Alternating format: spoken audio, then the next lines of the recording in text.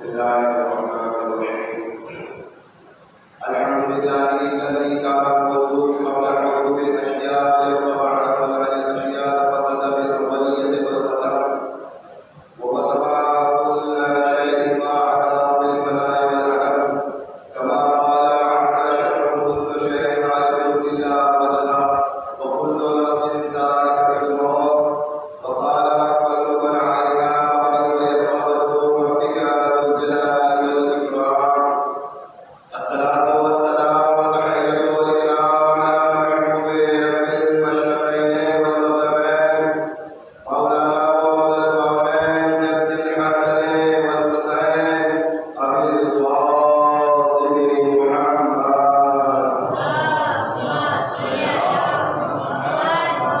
وعلى أهل بيته الأطيبين المطهرين المعصومين المظلومين واللعنة الدائمة على أعدائهم وقتلتهم وغاصبين حقوقهم ومنكرين فضائلهم ومصائبهم أجمعين من يومنا هذا إلى يوم الدين. أما بعد، قال الله الحكيم في كتابه الكريم: بسم الله الرحمن الرحيم. يا أيها الذين آمنوا اتقوا الله وكونوا مع الصادقين.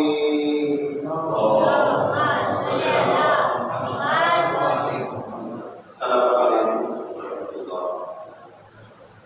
سب سے پہلے میں اپنے نفس کو اور آپ مومنین کو تقوی کی جانب دعوت دیتا ہوں، کیونکہ تقوی ایک ایسا ذریعہ ہے کہ جو انسان کی زندگی میں معنویت کو اضافہ کرتا ہے، معنویت کو بڑھاتا ہے، انسان کی زندگی میں ایمان میں اضافہ کرتا ہے، عمل میں اضافہ کرتا ہے، اخلاق میں اضافہ کرتا ہے، اس کی اچھائیوں میں اضافہ کرتا ہے. یہ تقویٰ انسان جتنا متقی ہوتا چلا جائے گا اتنا اس کی اچھائیوں میں اضافہ ہوتا چلا جائے گا. عزیزو، اضافہ ہو بڑھے گی. دنیا کا دستور یہ ہے کہ اس دنیا میں ہر انسان کو زیادہ چاہیے، کم کسی کو نہیں چاہیے. بات کسی چیز کی ہو، انسان کو زیادہ چاہیے. دولت کی بات ہو تو انسان کو کم چاہیے، انسان کو زیادہ چاہیے. عزت کی بات ہو، انسان کو زیادہ چاہیے. دوستوں کی بات ہو، انسان کو بہت زیادہ چاہیے. نیند کی بات ہو، نیند انسان کو زیادہ چاہیے. سکون انسان کو زیادہ چاہیے. عیش و آرائش انسان کو زیادہ چاہیے. جتنی بھی زندگی کے شعبے ہیں، ہر شعبے میں انسان کو زیادہ چاہیے. آپ کسی انسان سے کہہ کے دیکھیے گا کہ تمہاری 50,000 کی نوکری لگے گی، تو 50,000 کی نوکری تمہیں منظور ہے؟ تو کہے گا ہاں منظور ہے. اب آپ پوچھ کے دیکھیے کہ کیا 50,000 کی نوکری کے بعد اگر کہیں 60,000 مل رہے ہو تو کہے گا پھر میں وہاں چلا جاؤں گا. آپ کہیے گا کہ کہیں اگر 70,000 مل رہے ہو تو کہا پھر 60,000 والے چھوڑ دو گا. فطرت انسان کی کبھی تھمنے کا نام نہیں لیتی. انسان کو ہر مرحلے پہ زیادہ چاہیے. عزت کا یہی مسئلہ ہے. عزت انسان کو زیادہ چاہیے. کم عزت میں، کم احترام میں انسان کا گزارا نہیں ہوتا. شہرت انسان کو زیادہ چاہیے. سکون انسان کو زیادہ چاہیے. یہ تمام چیزیں انسان کو زیادہ چاہیے. تو عزیزان، جہاں انسان معادی ضروریات ہے، دنیاوی ضروریات ہے، یہ خیال کرتا ہے کہ ہمیں ہر شے زیادہ چاہیے، مگر وہی انسان معنوی ضروریات میں اپنے آپ کو پابند نہیں بنا کہ مجھے ذکر پروردگار زیادہ چاہیے، مجھے قرآن کی تلاوت زیادہ چاہیے، مجھے نمازیں زیادہ چاہیے، مجھے عبادت زیادہ چاہیے، مجھے علم زیادہ چاہیے، مجھے تقویٰ زیادہ چاہیے. جہاں مادیت کی بات ہو وہاں ہر انسان کو زیادہ کی خواہش ہوتی ہے، مگر جہاں معنویت کی بات ہو، حقیقت انسان کی بات ہو، وہاں ہر انسان کم میں اپنے آپ کو راضی کر دیتا ہے.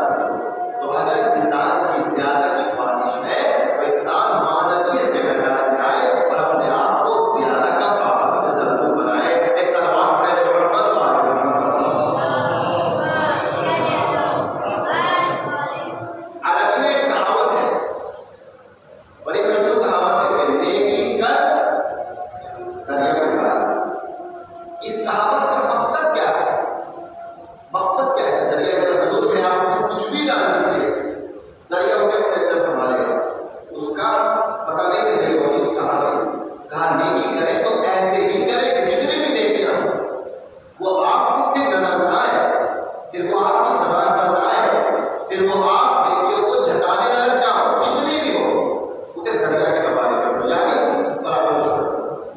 اتنی بھی اچھائیاں تھی. سوچو کہ میں نے کچھ کیا ہی نہیں نیکیوں میں، تو ابھی تو نیکیوں میں میرا دامن خالی ہے. نیکی کر دریا میں ڈال. آپ کے پاس اگر 100 پتھر اور 100 پتھر آپ خشکی پہ رکھیں تو دکھائی دیں گے. اس کو ایک ایک کر کے سب کو دریا میں ڈال دیجیے تو دریا میں تو چلے جائیں گے مگر پھر اس کے بعد میں دکھائی دیں گے. یعنی نیکی اگر انسان کرے تو بالکل اس طریقے سے کرے کہ ایک بار نیکی انجام دے دے تو بار بار اس نیکی کو دیکھے نا. کیا میں نے ایک نیکی انجام دی تھی، ایک نیکی انجام دی تھی، ہاں دیکھی اور اس کو خدا کے حوالے کرے. اور ایسی جو نیکی وہ نیکی ہے جو مثال بنی ہے نا نیکی کا دریا میں ڈال، تمام یہ کہاوت حقیقت میں مبنی کہاوت ہے.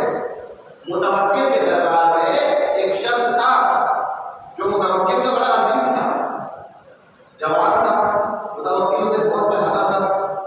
تو بادشاہ نے اسے زمانے کا ہر فن سکھایا، ہر ہنر سکھایا. اور ہر ہنر سکھانے کے بعد میں ایک مرتبہ شنا کی تیراکی کی بات آ گئی کہ اس کو تیرنا سکھایا جائے. جب اس کو تیرنا سکھایا اور دجلہ ندی کے کنارے اس کو لے کے گئے تو مہارت جو رکھتے تھے تیرنے میں ان کو ساتھ میں لگایا گیا کہ بھائی آپ اس کو تیرنا سکھاؤ. جب وہ دریا میں اترا، دجلہ میں اترا تو ایک موج آئی، پھر اس کا پتہ نہیں لگا کہ وہ لڑکا وہ جوان کہاں چڑھ گیا. بادشاہ پریشان، کافی وقت اس کو تلاش کیا مگر وہ پھر نہیں ملا. کئی دن بعد بادشاہ کے دربار میں کسی نے خبر آ کے سنائی کہ بادشاہ مبارک ہو کہ وہ جوان جو تیرے دربار کا دریا میں کھویا تھا، ہم سمجھے کہ ڈوب گیا ہے، وہ مل گیا ہے.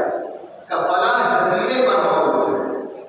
جزیرہ دریا میں خشکی کا مقام، وہاں پر کچھ دنوں سے ہے. اتنے دنوں سے جزیرے میں کیا کر رہا ہے، کیسے زندہ ہے؟ اس کو بلا کے لایا جائے. جب اسے بلا کے لایا گیا کہا کہ تم جزیرے پہ اتنے دن زندہ کیسے رہے؟ وہاں نہ کھانے کا انتظام، نہ دیگر ضروریات کا انتظام، کوئی انسان وہاں موجود نہیں ہے. تو جوان نے کہا کہ میں جب دریا میں ڈبو رہا تھا تو اچانک سے ایک موج آئی اور اس موج نے مجھے اس ذخیرے میں ڈال دیا. اور جب میں ذخیرے پہ آیا کافی گھنٹے میں گزر گئے، میں بڑا بھوکا تھا، پیاسا تھا، تیرنا آتا نہیں تھا جو کنارے تک پہنچ جاؤں. اور اس جزیرے پر کوئی زندگی کے آثار نہیں تھے، کھانے پینے کی کچھ چیز نہیں تھی. میں نے دیکھا کہ دریا میں 2 روٹیاں بہتی ہوئی آ رہی.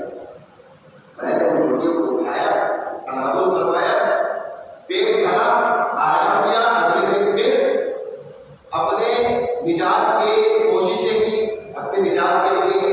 لیکن اگلے دن پھر کوئی ایسا نظر نہیں آیا جو مجھے نجات کرے. پھر بھوک لگی، پھر شام کے وقت میں نے دیکھا کہ 2 روٹیاں بہ کے آ رہی ہیں. میں نے ان روٹیوں کو اٹھایا، کھا لیا. میرے کچھ دن ایسے ہی گزر گئے. روزانہ شام کو وہ دریا میں روٹیاں بہ کے آتی تھی، میں کھا لیتا تھا. بادشاہ بڑا خوش ہوا، جان بچ گئی. مگر اپنے درباریوں نے کہا کہ جاؤ جا کے پتہ لگاؤ کہ دریا میں روٹیاں کون ڈالتا ہے، یہ کون ہے کہ جو دریا میں روٹیاں ڈالتا ہے. پتہ لگایا کسی شہر میں ایک بڑا نیک انسان تھا، بڑا پاکیزہ انسان تھا. اس کو دربار میں لایا گیا اور جب دربار میں لایا گیا اس سے پوچھا گیا کہ تم یہ دریا میں روٹیاں کیوں ڈالتے ہو؟ دریا میں روٹی ڈالنے کا فلسفہ کیا ہے؟ وہ کہنے لگا کہ کچھ عرصے سے میرے باپ نے مجھے ایک کام ملا تھا، ایک نیکی سکھائی تھی کہ میں روٹیاں بناتا تھا اور ضرورت مندوں کو تقسیم کیا کرتا تھا. کچھ سالوں سے یہ کام میں انجام دے رہا ہوں، مگر کچھ دن ایسے گزرے کہ میں نے روٹیاں بنائی مگر ضرورت مند نہیں نظر آیا، روٹیاں بچ گئی. میں نے کہا ان روٹیوں کو کیا کروں؟ تو لہٰذا میرے دل نے کہا کہ نیکی کر دریا میں ڈال. میں نے ان روٹیوں کو دریا کے حوالے کر دیا اور دریا کے حوالے کر دیا یہ سوچ کے کہ انسانوں میں شاید کسی کو ضرورت نہ ہو، دریا کی مچھلیاں شاید اسے کھا لیں اور میرے لیے دعائیں خیر کریں. اب بادشاہ نے بتایا کہ تیری دریا میں ڈالی ہوئی روٹیاں روزانہ اس مومن کے پاس، اس بندے کے پاس آتی تھی اور اس نے اتنے دن انہیں روٹیوں کو کھا کے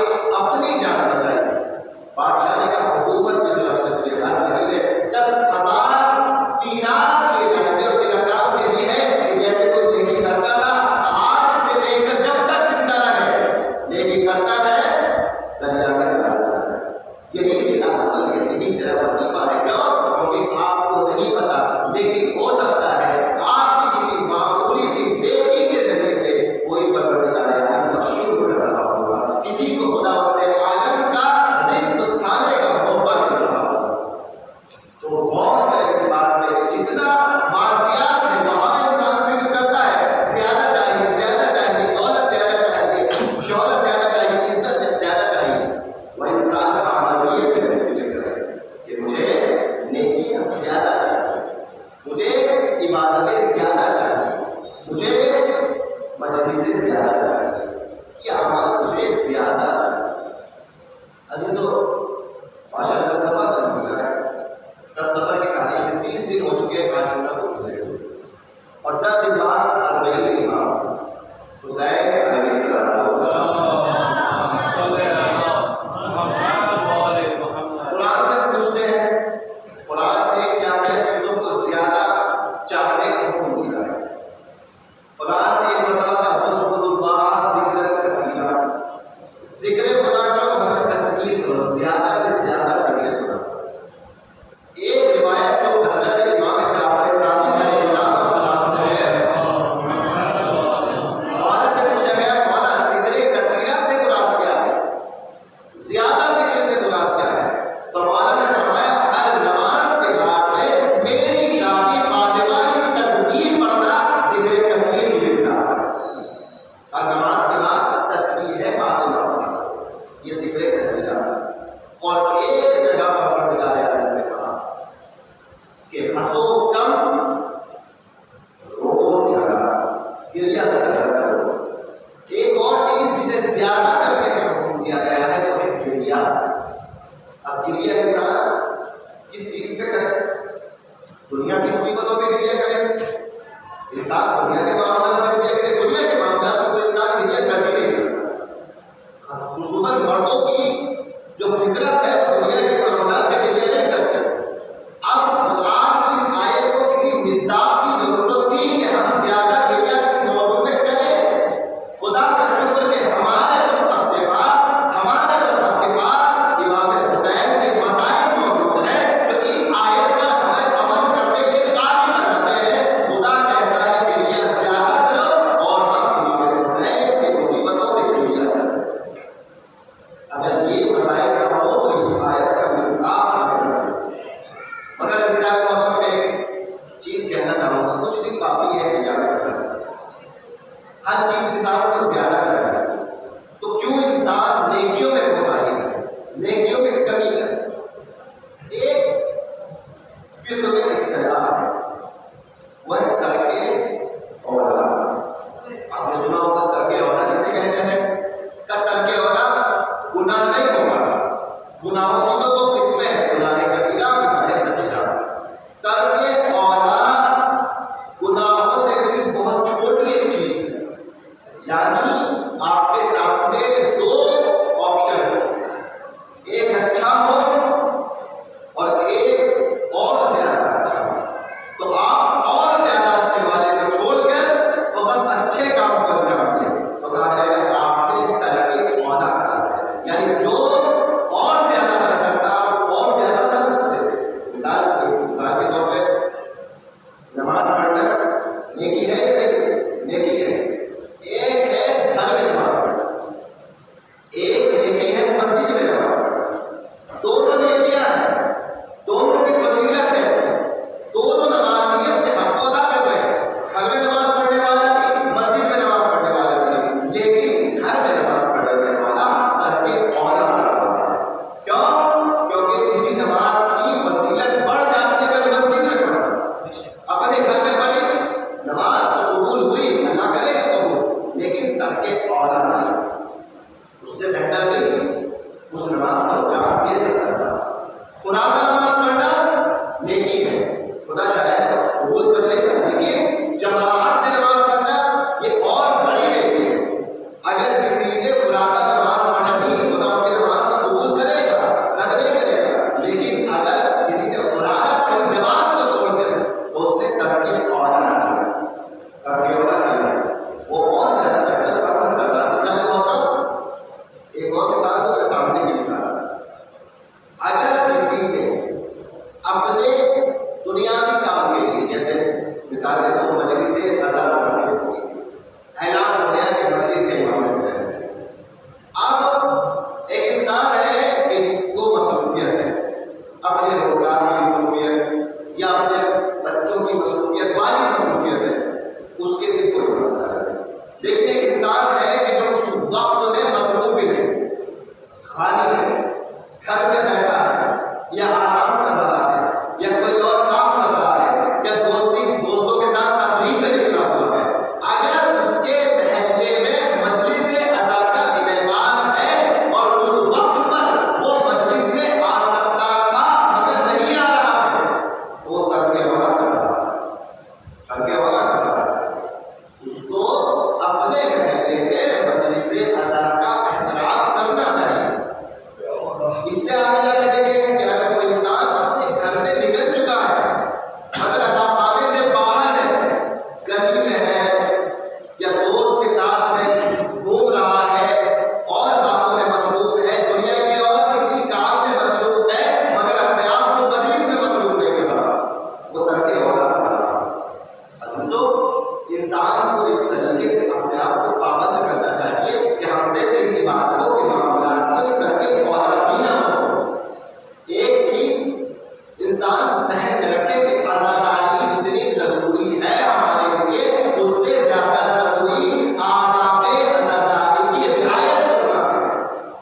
اسلام تو مذہب ہے کہ جس نے ہر کام کے آداب بتائے ہیں، مگر عزاداری کیا اس کے کوئی آداب نہیں ہے؟ آداب ہے، اس کے عزاداری کے آداب ہے، اور عزاداری کے آداب میں سب سے پہلا ادب یہ ہے کہ اگر اعلان ہو کہ مجلس اذان کا انعقاد ہے عزاداری میں اور انسان کو کوئی ایمرجنسی نہ ہو، اضطراری ضروری کام نہ ہو، تو اس مجلس کو ترک کر، اس مجلس کو ترک کر کے انسان شاید اس کی اہمیت کو کم کر رہا ہے۔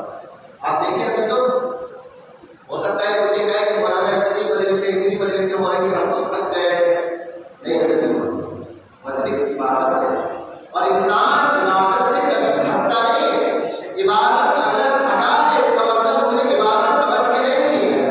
مثال آپ کے سامنے پیش کرتا ہوں، مجلس دن میں ایک مرتبہ ہوتی ہے، شاید انسان تھک جائے، اللہ نے کہا نماز 5 مرتبہ پڑھنی ہے اور یہاں کہنے کا موقع بھی نہیں ہے کہ میں تھک گیا ہوں۔ تو انسان عبادتوں میں یہ شروع نہ کرے تھک جاتے ہیں، نہ، یہ عبادتیں انسان کو قوت دیتی ہے، طاقت دیتی ہے، حوصلہ دیتی ہے۔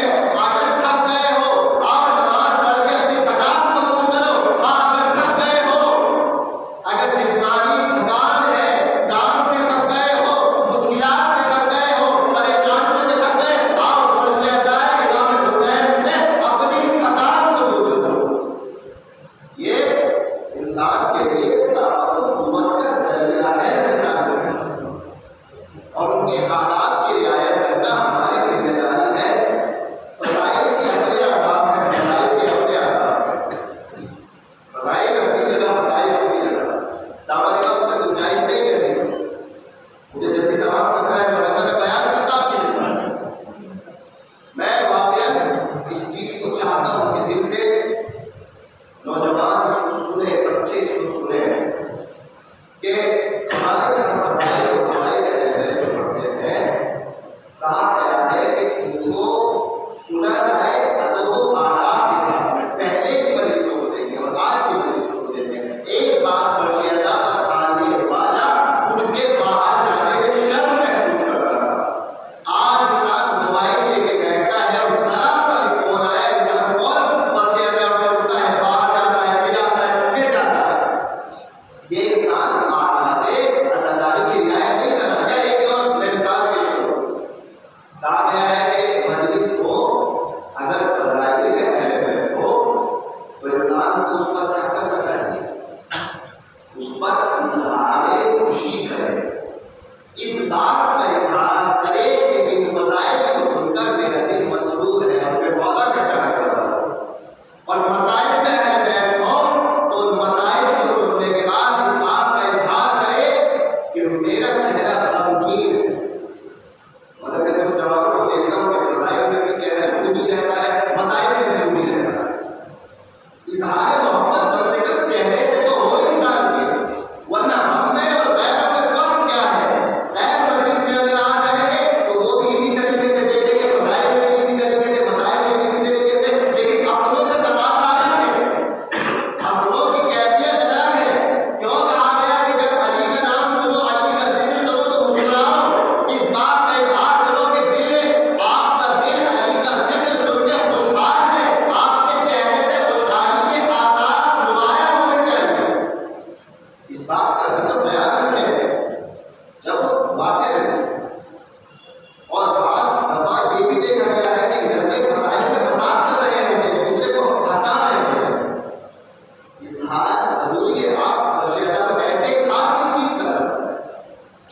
اظہار ہے، فضائل اہل بیت میں خوشی کا اظہار، مسائل اہل بیت میں غم کا اظہار، چہرہ انسان تو کہا چھٹے امام کی جب حدیث سنی ہے، امام نے کہا من بقا علی حسین وجب له الجنہ، جس نے حسین پہ گریہ کیا اس پر جنت واجب ہے، جو رویا اس پر جنت واجب ہے. لیکن وہاں سے ایک فطرہ نہیں ہے کہ جو حسین پہ روئے اس پہ جنت واجب ہے، بلکہ آگے بھی ہے کہ جو رونے جیسا منہ بنائے، یہ کیوں کہا گیا کہ رونا نہیں آتا ہو تو دوسروں کو دیکھ کر اپنے حال کو رونے جیسا کم سے کم بناؤ، تاکہ کوئی دیکھے تو ہاں یہ سمجھ جائے کہ اہل بیت کے مسائل میں آپ غمگین ہو. مولا بتانا چاہتے ہیں کہ آپ کے چہرے سے آثار محبت نمایاں ہونے چاہیے، خوشی کے آثار بھی نمایاں ہو، غم کے آثار بھی نمایاں ہو. یہ فرق ہے کہ عزاداری ہے بچوں کو سکھانا چاہیے، ورنہ عزیزان محترم عزاداری تو ہے ہی مگر آداب عزاداری بھی سخت ہے. لہٰذا اس بات کا خیال ہے کہ جو عزاداری کے مجلسوں میں جس چیز کا جہاں جو احترام کا تقاضا ہے وہاں اس احترام کو پورا کریں. جہاں اگر ہم احترام کو پورا کرتے چلے جائیں گے تو شاید ہم کہہ سکیں کہ اے فرزند زہرا ہم نے آپ کی عزاداری کو دل سے کیا. لہٰذا مجلسوں میں آنے والے خصوصاً اپنے بچوں کو لانے والے ان چیزوں کو سکھائے، بچوں کو بتائیں. اور انشاءاللہ ابھی مکتب میں بچے نہیں آ پا رہے ہیں، ہم بھی کوشش کریں گے کہ بچے آئے ان آداب کو ان بچوں میں منتقل کیا جائے.